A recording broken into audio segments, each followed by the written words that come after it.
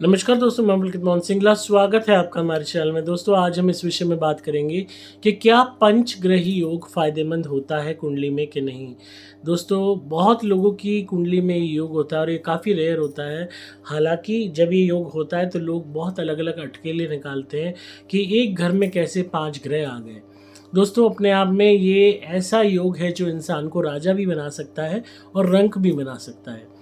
सबसे बड़ी बात जो समझने की है कि जब ये योग आ जाता है, तो इस योग के मनुष्य अमीर भी देखे गए हैं, धनवान भी देखे गए हैं, बहुत बड़े इंडस्ट्रियलिस्ट भी देखे गए हैं और ऐसे भी देखे गए हैं जो बहुत गरीब हैं, परेशान हैं, दुखी हैं और विवादों से उनकी ज़िंदगी भरी हुई है।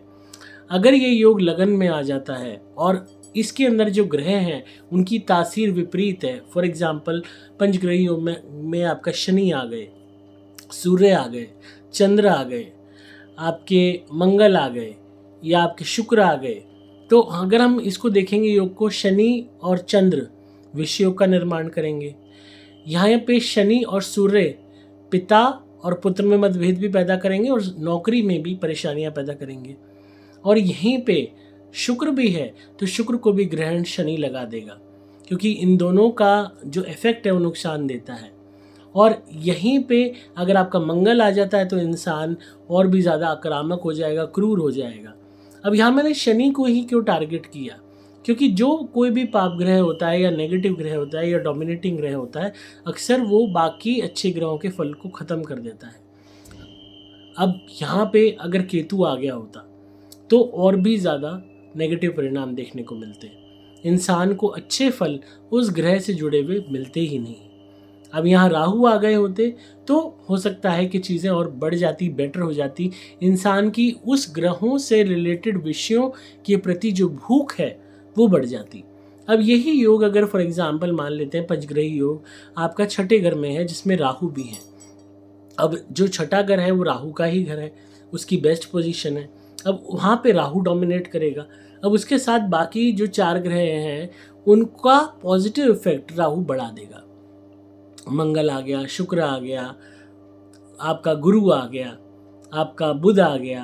अब क्या करेगा, मंगल से आपका गुस्सा पराक्रम बढ़ जाएगा, आपके अंदर एक भूख बढ़ जाएगी, मुझे ये करना है वो करना है। शुक्र आ गया, अब आपके बहुत लग्जरी बढ़ जाएगी।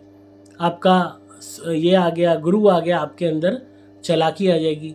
और यही बुध आ गया तो वो कूटनीतिक जो बुद्धि है, बिजनेस माइंडसेट है जो बहुत टॉप एंटरप्रेन्योर्स का है, वो हो जाएगा। तो यहाँ राहु ने उसी योग को बेटर कर दिया। आप इसमें कोई और अन्य ग्रह ऐड कर सकते हैं, उसके परिणाम उसी हिसाब से हो सकते हैं। अब ये ग्रह जो योग है, फॉर एग्जांपल अगर हम केतु के हिसाब से देखें, केतु हो गया, मंगल हो गया, शनि हो गया, बुध हो गया। अब ये 7वें घर में अगर आ जाते हैं, शादी बर्बाद समझिए। ऐसे लोगों की शादियां बार बार होती हैं। आप एक आध ग्रह और ऐड कर लीजिए पंचग्रह योग का निर्माण करने के लिए, पर केतु अगर आ गए, साथ में शनि आ गया, बुध आ गया, मंगल आ गया और कोई अन्य ग्रह आ गया, 7वां घर में उस इंसान, चाहे वो मेल है चाहे फीमेल है, उसकी शादियां होती ही रहेंगी या तलाक होते ही रहेंगे या शादी होगी ही नहीं, या मल्टीपल अफेयर्स रहे होंगे, मल्टीपल बॉयफ्रेंड्स या गर्लफ्रेंड्स रही होंगी। हर तरीके से रिलेशनशिप में बनी टूटी यहाँ तक कि कई लोग ये कह लीजिए जिनके कुंडली में ऐसे योग होते हैं, वो इतने पार्टनर्स बदल चुके होते हैं कि उसकी कोई लिमिट नहीं होती। अगेन ये सब पे अप्लाई नहीं होता, जो है ये जनरल प्रेडिक्शन में बता रहा हूँ। पूरी कुंडली को स्टडी करने के बाद निष्कर्ष डिफरेंट भी निकल सकता है। अब यही योग आपका 10th हाउस में आ गया, इंसान बहुत ज़्यादा धन के सोर्स डिफरेंट डिफरेंट ग्रहों के माध्यम से क्रिएट हो जाएंगे। 11th हाउस में आ गया, आपके मल्टीपल प्रोफेशंस हो जाएंगे। तो ग्रह अलग अलग हाउसेस में आके अलग अलग परिणाम देते हैं। अब यही ग्रह आपस में पॉजिटिव हों, फॉर एग्जांपल मंगल है, चंद्र है, बृहस्पति है, शुक्र है, और साथ में आप ऐड कर लो, चाहे राहु को ऐड कर लो, चाहे आप सूर्य को ऐड कर लो, यही योग बहुत ज़बरदस्त बन जाएगा, आपको हर तरीके से फ़ायदा देने वाला बन जाएगा।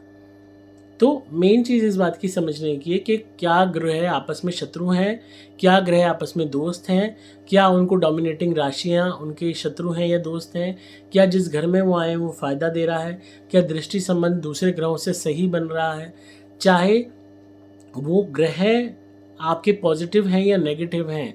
इसके साथ साथ उनकी आपस में कंजक्शन कैसी है, ये भी बहुत मैटर करता है।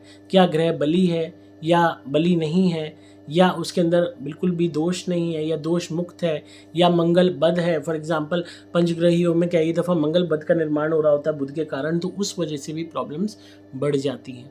शनि के विष योग के कारण बढ़ जाती हैं, गुरु चांडाल योग के कारण बढ़ जाती हैं, मंगल और राहु के अंगारक योग के कारण भी प्रॉब्लम्स कई दफ़ा बढ़ जाती हैं। शनि शुक्र के कॉम्बिनेशन से कंगाल होने का योग पैदा होता है अगर दोनों की पावर्स सेम है। अब उसमें बाकी ग्रह भी आ जाते हैं और वो शनि के विपरीत हैं, तो शनि डोमिनेट करके उनको नुकसान देगा। तो अगेन पंचग्रही योग पे किसी का सवाल था कि क्या ये बहुत फ़ायदा देता है। कुछ कुंडलियों में बहुत बेनिफिशियल होता है, कुछ कुंडलियों में ये डिस्ट्रक्शन का काम करता है।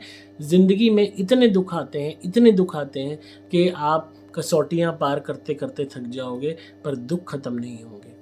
तो इसलिए आप कुंडली को अच्छे से समझिए, अपनी क्या वो कहना चाहती है, क्या आपकी पास्ट लाइफ में रहा होगा जो इस तरीके की आपकी कुंडली है और आपके प्रॉब्लम्स हैं, उसी हिसाब से उनकी रेमेडीज़ होती हैं। रेमेडीज़ बहुत ही क्लेवरली प्लान करनी पड़ती हैं जिससे ये ग्रह पंचग्रही आपको बेनिफिट दें, नुकसान ना दें, क्योंकि ये इकट्ठे चलते हैं, इकट्ठे इफेक्ट देते हैं।